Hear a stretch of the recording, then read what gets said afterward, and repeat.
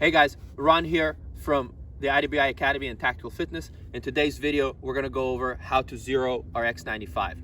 Now, this same skills can be taken to an AR, to really any other platform that you wanna zero. What we're talking about here is matching our point of aim, so where we're aiming with that optic, and our point of impact, where we're hitting. We're gonna match those two up at 100 meters. Generally speaking, when we zero the Tavor. You can choose to zero whichever distance you want, but we recommend a 100 meter zero. It will keep you pretty much flat through 150 and 200, and at 300, you will only have to aim about 6 to 9 inches above your point of impact. But it keeps our zero pretty simple and pretty easy to use through various distances. So in today's video, we're gonna use the IWI Academy zeroing target, which is also for the Tavor. Now, we don't quite have 100 meters here, but we do have 25, and we can achieve a 100 meter zero at 25 meters. What does that mean? That we're gonna impact about 2 inches or 5 centimeters below our point of aim. So this is where we're gonna aim, and this is where we're going to impact, okay? If you look at your rifle, whether it's a Tavor or an AR, you'll see that your optic sits above your barrel. So until you get to that zeroing distance, you're always going to impact below where you're aiming. At 25, if I'm zeroed, I'll impact 5 centimeters below, okay? So let's go back and go through our zeroing process. Let's come this way.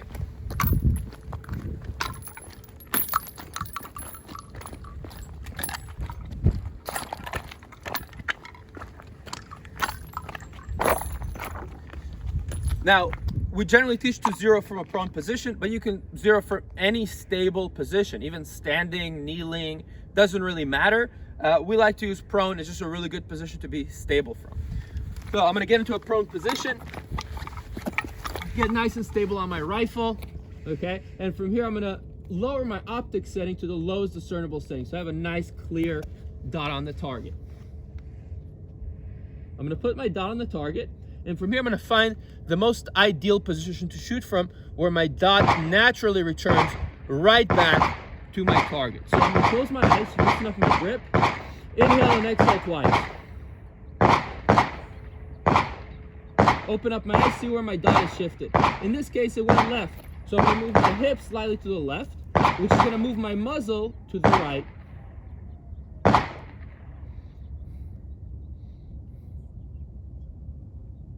Repeat that same process, and there I am. I found my natural point of aim.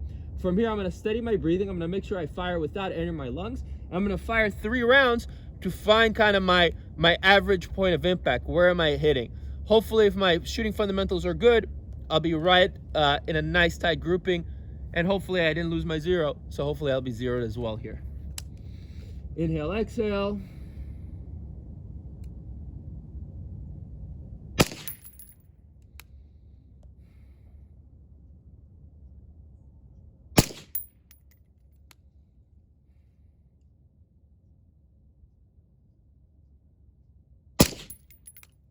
Okay, I'm gonna put my rifle on safe, bring my knees in, stand up, let's run over to the target, let's see how we did.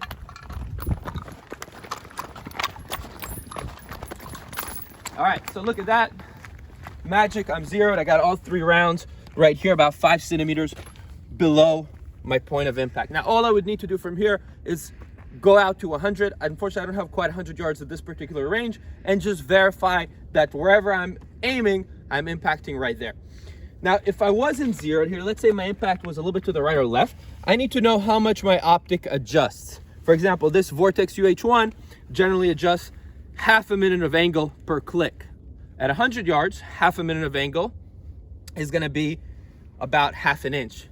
We can also translate it to meters. It's about the same, might be a little bit off, but it's no big deal for a battle rifle, okay? So at 25, I will get 1/8 of an inch of adjustment with this optic, and I would adjust accordingly to bring my point of impact to that square right there, okay? Thank you guys for watching. I hope this helps you out on the range and gets you zeroed as quick as possible.